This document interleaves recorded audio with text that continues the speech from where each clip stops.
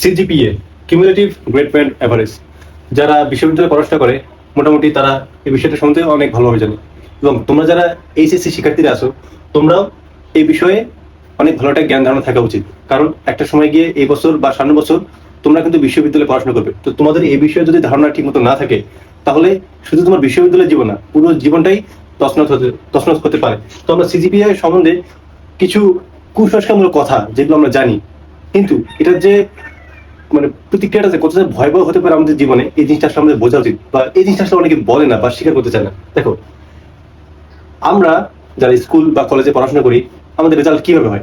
মার্কের উপর ডিপেন্ড করে কিন্তু, এবং সেখানে জিপিএটা কাউন্ট করা হয় 5 এর উপর। কিন্তু বিশ্ববিদ্যালয়ে সিজিপিএ কাউন্ট করা হয় ইউনিভার্সিটিতে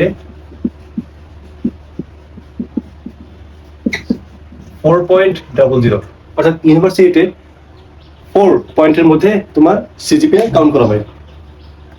এবং আমরা যেরকম স্কুল কলেজে জিপিএ 5 এর উপর আমাদের রেজাল্টটাকে কাউন্ট করা হতো, যে কে কেমন, যে 5 এর কাছাকাছি সে তত ভালো স্টুডেন্ট বা সে অনেক ভালো মেরিটোরিয়াস। ঠিক তেমনই তোমার ইউনিভার্সিটি লাইফে তোমার রেজাল্ট যত ভালো হবে, তোমার সিজিপিএ তত পরে কাছে যাবে।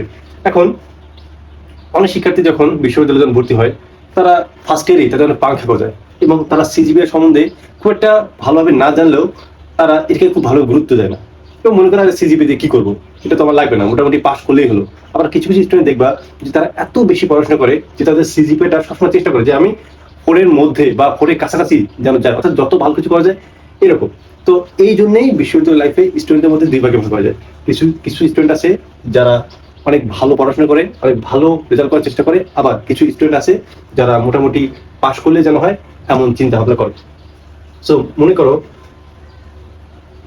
তুমি স্টুডেন্ট, তোমার ফার্স্ট ইয়ারে রেজাল্ট খারাপ হয়ে গেছে, এবং তোমার মনে করো ফার্স্ট ইয়ারে রেজাল্ট আসলে হচ্ছে 2.50, ও সিজিপি আসলে হচ্ছে 2.50। এখন তুমি তো ভাবতেছো যে আমার রেজাল্ট খারাপ হয়েছে, আমাকে তো ভবিষ্যতে চাকরি করতে হবে, তো আমাকে তো সিজিপিটা অনেক ভালো বাড়াতে হবে, রেজাল্ট অনেক ভালো করতে হবে।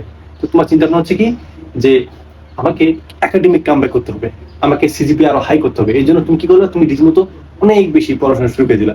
তো তুমি তো ভাবতেছো যে তুমি পড়াশোনা করবা, তোমার সিজিপি অনেক বেশি হাই হয়ে যাবে, 4 পয়েন্টের কাছাকাছি চলে যাবে। দেখো, বিষয়টা কিন্তু এইভাবে কাজ করে না। তুমি যখন ফার্স্ট ইয়ারে যখন একটা রেজাল্ট এত খারাপ করবা, তো যেসব টিচাররা তোমার খাতা কাটে, তুমি যে ফার্স্ট ইয়ারে ঠিক মতো পড়াশোনা করনি, তোমাকে জানে না যে টিচাররা তুমি কেমন পড়াশোনা করো, তুমি কেমন, তোমার মধ্যে স্কিল আছে। তো তুমি যখন ফার্স্ট ইয়ারে যখন এই জঘন্য টাইপের রেজাল্টটা করো না, তখন তোমার উপর একটা ব্যাড ইম্প্যাক্ট করবে। তো মনে করে দূর কি হাবিজাবি লাগে, স্টুডেন্টটা কি করবে, পাস করবে না ফেল করবে, মানে তোমার উপর একটা ব্যাড ইম্প্যাক্ট পড়ে। পরবর্তীতে তুমি যখন সেকেন্ড ইয়ার থার্ড ইয়ার প্রত্যেকটা সেমিস্টারগুলোতে যখন রেজাল্ট বেশি ভালো করার চেষ্টা করবা, তো তুমি যেভাবে এক্সপেকটেশন করো বা তুমি মনে করো যে আমার রেজাল্টে যতটা ভালো হওয়া উচিত ততটা ভালো করতে পারবে না।